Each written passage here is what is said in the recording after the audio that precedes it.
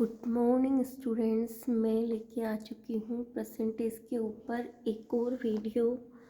आप लोगों को मैंने पार्ट 1 और पार्ट 2 में टाइप पढ़ाए थे कि किस तरीके के क्वेश्चंस एग्ज़ाम में, कंपटीशन एग्ज़ाम में परसेंटेज के पूछे जाते हैं। आप लोगों ने उनको जाके देखा होगा।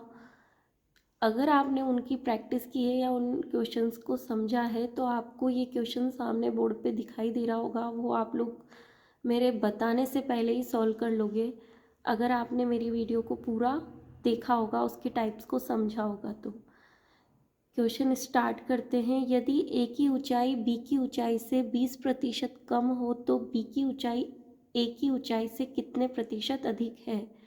ठीक है, इसी तरीके के क्वेश्चंस मैंने करवाए परसेंटेज में कमी या ज़्यादा के लिए, और उसका फॉर्मूला दिया हुआ है। इसको ज़्यादा सोचना ही नहीं है अगर आपको फॉर्मूले लर्न है तो स्टार्ट करते हैं। रिमाइंड करो कि मैंने क्या फॉर्मूला उसके अंदर आप लोगों को बताया था इस तरीके के क्वेश्चंस को सॉल्व करने के लिए। रिमाइंड करो, अगर आपने वीडियो देखी होती तो आप लोग इसे मेरे टाइप करने से, मेरे लिखने से पहले ही आप लोग इसे लिख दोगे। यही था फॉर्मूला जो मैं लिख रही हूँ। अगर आप लोगों ने उस वीडियो को देखा होगा तो आपको समझ में आ जाएगा कि मैंने इसी टाइप के कई टाइप्स आप लोगों को उस वीडियो में करवाए थे। उनमें से ही एक टाइप नंबर 10 या 11 है। आर हमारा परसेंटेज है, यहाँ पे कमी हो रही है तो माइनस साइन ले लेंगे हम। परसेंटेज है आर, रेट है हमारी, कमी 20% कम है तो माइनस का साइन इंटू 100। सोचना भी नहीं है, जो फॉर्मूले जो टाइप मैंने आप लोगों को करवाए हैं उनके अंदर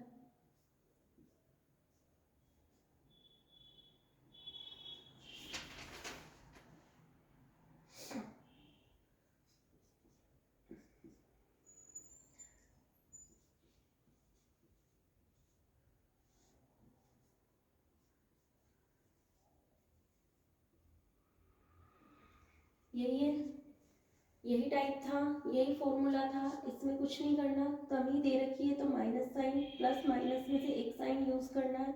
अगर अधिक अधिक होता तो हम लोग क्या करते, प्लस का साइन यूज करते। रेट हमारी कितनी है 20%, तो रेट की जगह 20 आ गया।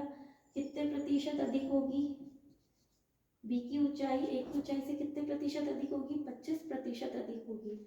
मैं इसको ज़्यादा आप लोगों को एक्सप्लेन इसलिए नहीं कर रही क्योंकि मैंने मेरी प्रीवियस वीडियो में इनको बहुत डीपली समझाया है। तो फॉर्मूले में वैल्यू पुट करो, इसे सॉल्व करो। नेक्स्ट क्वेश्चन स्टार्ट करते हैं।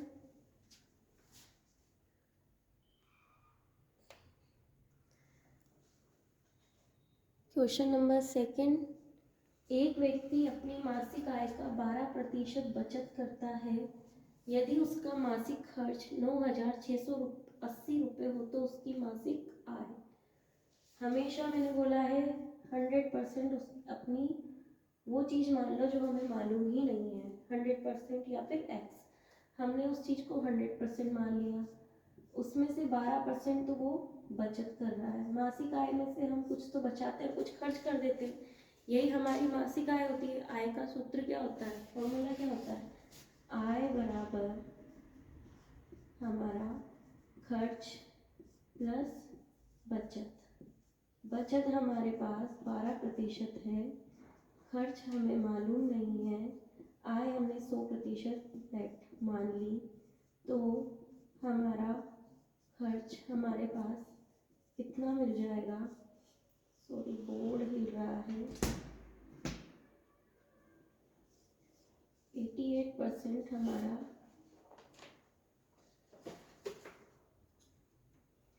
खर्च हो चुका है। ठीक है, तो 88% हमारा खर्च हमें मिल चुका है। ठीक है, 88% हमारा खर्च, तो ये खर्च आ गया हमारे पास। अब क्वेश्चन में हमें खर्च क्या दे रखा है, खर्च जो 88% है वो हमें मिला हुआ है 9,680 रुपये। तो 1% कितना होगा,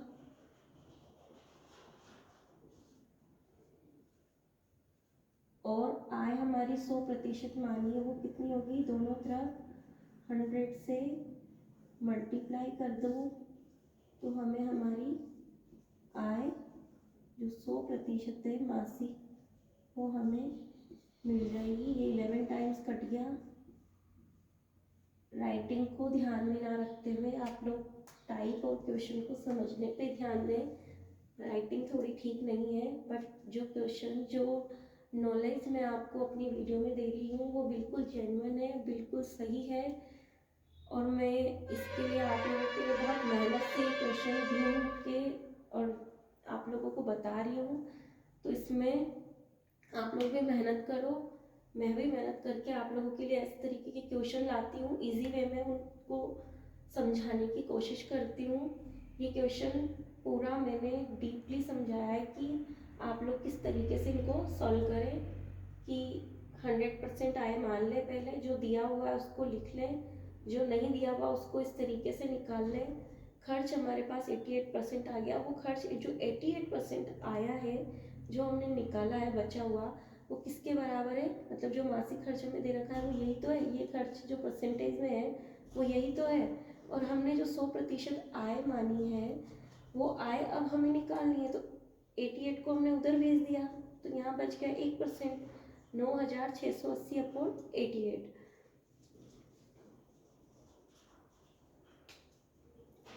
थोड़ा क्लीन नहीं नज़र आ रहा होगा आपको। उसके बाद 100% हमारी आय है तो मैंने 100 से दोनों तरफ मल्टीप्लाई कर दिया, 88 से ही 11 टाइम कट गया, बचे कितने 1000, तो 11,000 हमारा आंसर हमें मिल गया। अब पढ़ेंगे क्वेश्चन नंबर 3।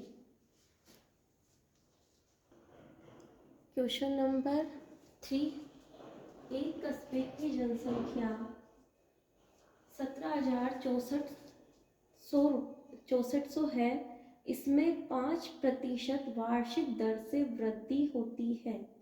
ठीक है, 2 वर्ष पूर्व कस्बे की जनसंख्या क्या होगी।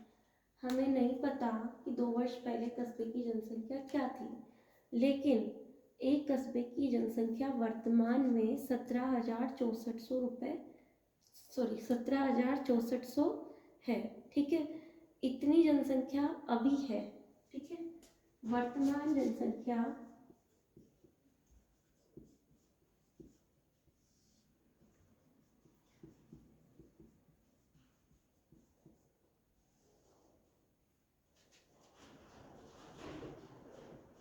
दो वर्ष पूर्व, ठीक है, हमारी वर्तमान जनसंख्या हमारे पास इस वक्त है इतनी, और हर साल 5% उसमें वृद्धि होती है। ठीक है, 2 वर्ष पूर्व कस्बे की जनसंख्या मतलब 2 वर्ष पहले कितनी थी ये हमें निकालना है, और हर साल जितनी वृद्धि हो रही है ना वो वृद्धि हमारे पास यहाँ पे आ चुकी है। 2 वर्ष बाद की जनसंख्या मतलब ये वर्तमान जनसंख्या है, 2 वर्ष पहले की हमें निकालनी है, तो हमें नहीं पता कि वो कितनी है।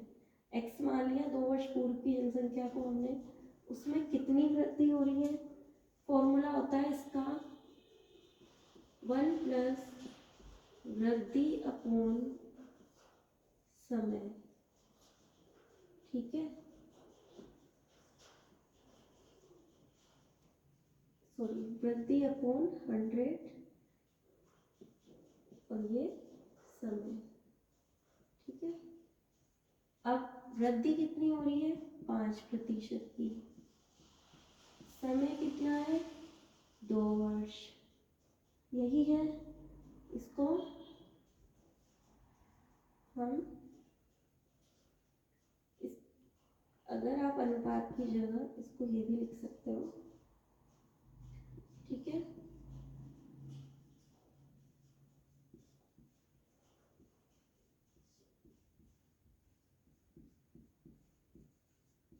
ये कर सकते हैं। 1 LCM लिया, 100 आया, 100 बन जा, 100, 100 में 5 ऐड किया, 105 अपॉन 100, 2 टाइम्स करना है इसलिए 105 अपॉन 100। 1 इसके नीचे कुछ भी नहीं था, उसके नीचे हमने 1 मान लिया। 100 और 1 का एलसीएम लिया, 100 आया। 100 1 से 100 को मल्टीप्लाई किया, 100 100 बन जा 100, 100 प्लस 5 105 अपॉन 100। मैं आप लोगों के लिए इसको थोड़ा सा इजी कर देती हूँ, ठीक है। ये कर दिया, अब सही है, ताकि आप लोगों को कंफ्यूजन ना हो कि डायरेक्ट ही मैंने काट दिया क्वेश्चन की वैल्यू को। मैथ्स वाले स्टूडेंट्स के लिए ये इजी होता है, लेकिन कंपटीशन के मैथ्स से जिसको हर कोई कर रहा है, तो आर्ट्स वाले भी होते हैं यहाँ पे, तो उसके लिए थोड़ा सा कि ये कहाँ से मैंने काट दिया कर दिया, तो मैं एक्सप्लेन कर रही हूँ। अब हमें ये वैल्यू चाहिए पूर्व की जनसंख्या, तो हम लोग क्या करेंगे, पहले तो इनको या तो मल्टीप्लाई कर दो या फिर एक्स को निकाल लो। मैं एक्स को ही इधर ले लेती हूँ,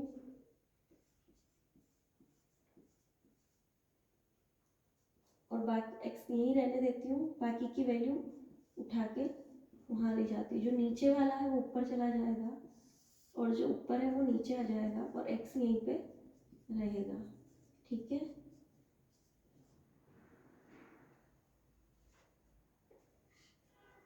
फाइव से काट देते हैं 21, और ये 5 से कट गया। डायरेक्ट काट दूँ या आप लोग काट लोगे? 5 से इसको काट देते हैं पहले, ठीक है, दोनों वैल्यू को। अब 21 से हम इसको काट देते हैं कितने टाइम्स, 84 टाइम्स, ठीक है। 84 टाइम्स कट जाएगा ये, या फिर पूरा ही मैं खुद ही कैलकुलेट करके सॉल्व कर देती हूँ इसको, आप लोग अपने बुक में कर लेना। 16,000 आंसर आएगा। ये 21 से कट जाएगा, 84, ठीक है।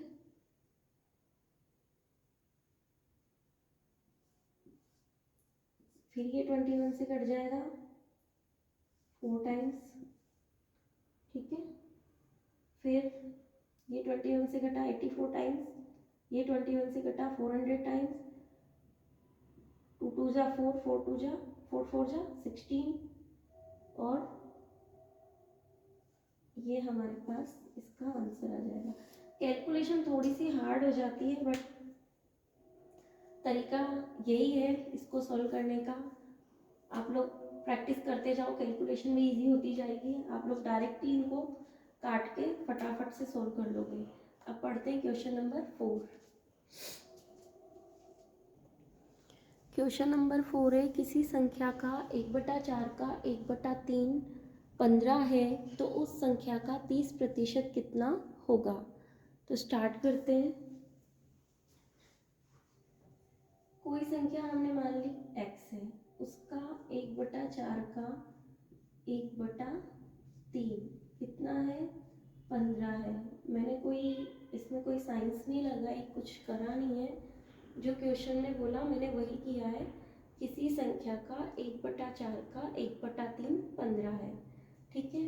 अब x में मेरे पास ही रख लेती हूँ, बाकी सबको मैं 4 3 जा 12 में वहाँ पे भेज देती हूँ, ठीक है।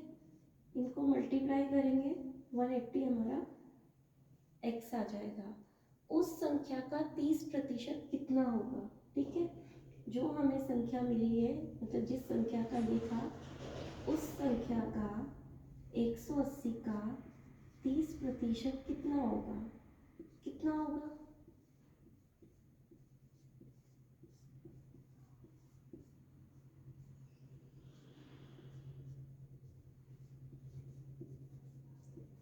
इस तरीके के क्वेश्चन पूछे जाते हैं एग्जाम में, कुछ इजी कुछ हार्ड, और कुछ नहीं होता, क्वेश्चन ही बोलता है सब कुछ। बस यहीं पे हम लोग कंफ्यूज हो जाते हैं, अरे यार इसने तो ये इस तरीके से बोल दिया, अब हम क्या करें। यहाँ तक की गणित है, बाकी तो सब हमें पता ही है कि क्या बोल रहा है, ठीक है। तो क्वेश्चन नंबर 5 पढ़ते हैं। क्वेश्चन नंबर 5, एक मेज तथा एक कुर्सी का कुल मूल्य 430 रुपये है। यदि मेज का मूल्य कुर्सी के मूल्य से 15% अधिक हो तो मेज का मूल्य। ठीक है, हमें जो भी क्वेश्चन के अंदर दे रखा है हम लोग पहले उसको लिख लेते हैं। ये एक तरीके से अनुपात का सवाल है, अनुपात में इसको जमा के फिर परसेंटेज हमें सॉल्व करना है। ठीक है, तो स्टार्ट करते हैं। मेज, क्वेश्चन को अरेंज करना बहुत ज़रूरी है, इससे आंसर गलत आने के चांसेस बहुत कम हो जाते हैं। ठीक है, एक मेज तथा एक कुर्सी का कुल मूल्य तो हमें पता है 430 रुपये।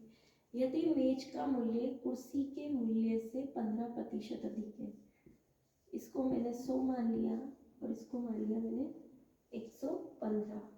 ये कट सकते हैं 5 से, ये इसलिए काटा है, कर तो मैं इससे भी सकती थी लेकिन कैलकुलेशन इजी हो जाए इसलिए। ठीक है, मेज का मूल्य बहुत किए हैं और बहुत सवाल आते हैं इससे रिलेटेड, बहुत ज़्यादा।